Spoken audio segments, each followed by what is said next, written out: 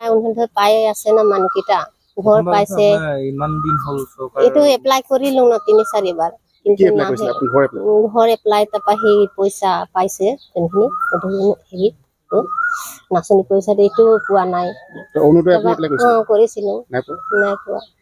তাৰপা ঘৰটো এপ্লাই কৰিছিলো নাই পোৱা সেইটো তাৰপা মোৰ মানুহজনৰ মাকৰ ভাগত আহিছিলে ঘৰ এবাৰ তাই ঢুকালে ন কেইবা বছৰ হ'ল যে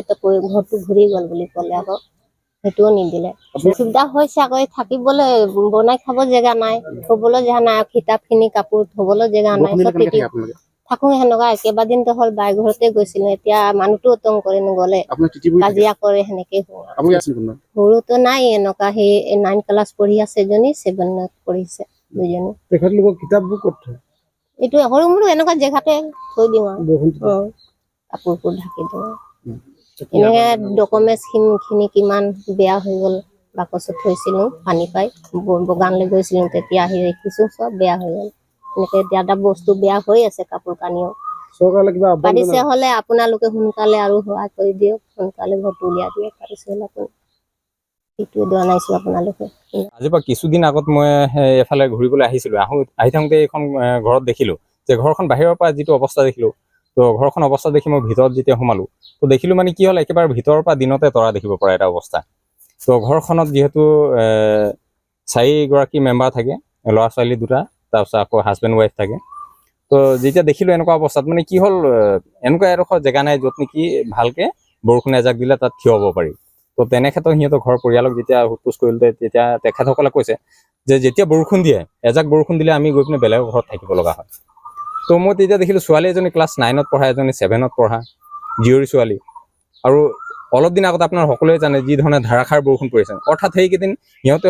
প্ৰত্যেক দিনাই সিহঁতে বৰষুণ দিলে বেলেগৰ ঘৰত থাকিব লগা হৈছে চ' তেনে ক্ষেত্ৰত সিহঁতৰ ঘৰৰ লগত কথা বতৰা পাতিলো আৰু ঘৰৰ বিষয়ববীয়াসকলে মুৰব্বীসকলে মোক আহ্বান জনালে যে বোলে যদি কিবা পাৰে আপোনালোকে অলপ সহায় কৰক যি আমাৰ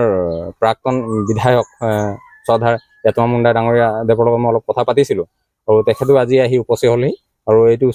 চাগত তেখেতক ধন্যবাদ জনাইছোঁ আৰু তেখেতে আহি পিনে কিঞ্চিত আৰ্থিক সাহায্য আগবঢ়াইছে য'ত নেকি তেখেতসকলে অন্ততঃ এই ঘৰখনৰ চাৰিওবেৰ দিয়াৰ বাবে তেখেতসকলে সক্ষম হয় আৰু এইটো ক্ষেত্ৰত মই এটাই আহ্বান জনাব বিচাৰোঁ যে যিহেতু আমাৰ স্থানীয় বিধায়ক মহোদয় এগৰাকী জনপ্ৰিয় মন্ত্ৰী মহোদয় আছে চ' আমাৰ গ্ৰাম্যাঞ্চলত এনেকুৱা ধৰণৰ বহুত গৃহ আছে যিবিলাক অলপ সূক্ষ্মভাৱে পৰ্যবেক্ষণ কৰাৰ প্ৰয়োজনীয়তা আছে অন্যথা এনেধৰণে আমি ক'ৰবাত জয়ঢোল কোবাই থাকিলে আমাৰ এনেধৰণে আমাৰ ডাঙৰ ডাঙৰ কিবা কথা কৈ থাকিলে এনেকুৱা ধৰণৰ যিবিলাক আমাৰ সৰ্বসাধাৰণ ৰাইজ আছে তেখেতে বহুত কষ্টত আজি তাৰিখতো জীয়াই আছে প্ৰাক্তন বিধায়ক হিচাপে মই আজি আমাৰ দলৰ ব্লক কমিটিৰ জেনেৰেল ছেক্ৰেটাৰীক লৈ আহিলোঁ এই বাইদেউগৰাকী ইয়াত আছে ইহঁতৰ ঘৰটোক এনেকুৱা জৰাজীৰ্ণ ৰূপ দেখি আমাক সঁচাকৈ বেয়া লাগিছে আপুনি কোৱা নিচিনা এনেকুৱাতো আমাৰ সমষ্টিটো বা আমাৰ অসমত বহুত মানুহ আছে সঁচাকৈ 80% মানুহ আমি দৰিদ্ৰ সীমাৰেখাৰ তলত এওঁলোকক ভগৱান জানে এতিয়া গভৰ্ণমেণ্টৰ আঁচনি এওঁলোকৰ গাত ঢুকি পাইছে নে নাই পোৱা আমি আশা কৰিম বৰ্তমানৰ মুখ্যমন্ত্ৰী হিমন্ত বিশ্ব শৰ্মা ডাঙৰীয়াক এই চেগতে আহ্বান জনাম যে আমাৰ এনেকুৱা বাধ্যকবিলাককহে লাখপতি কৰিব পাৰিলে ভাল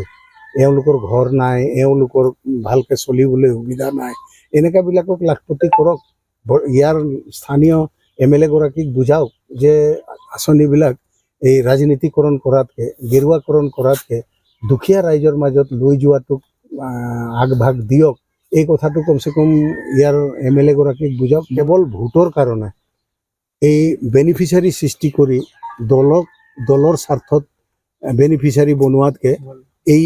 এনেকুৱা ধৰণৰ দুখীয়া পৰিয়ালৰ তাত তেওঁৰ গাঁও পঞ্চায়ত আছে তেওঁৰ বহুত ৰকমৰ ৱৰ্কাৰ আছে তেওঁলোকক লগাই এনেকুৱাবিলাকক সহায় কৰিব লাগে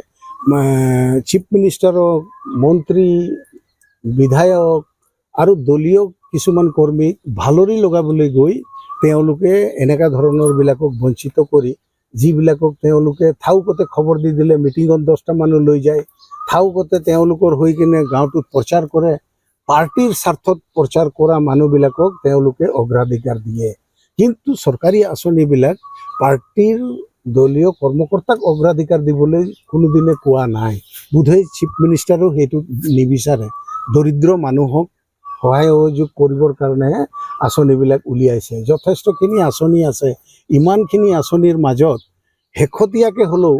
অৰুণোদয় আঁচনি আছে, লাখপতি আঁচনি বনাবলৈ বিচাৰিছে। এই বাইদেউগৰাকীক যদি লাখপতি আঁচনিত অন্তৰ্ভুক্ত কৰি দিয়ে, অৰুণোদয়ত যদি অন্তৰ্ভুক্ত কৰি দিয়ে, নথৈ সুখী হ'ম। যিকোনো খবৰৰ বাবে যোগাযোগ কৰক 7099017330 লগতে 7099017110 নম্বৰত।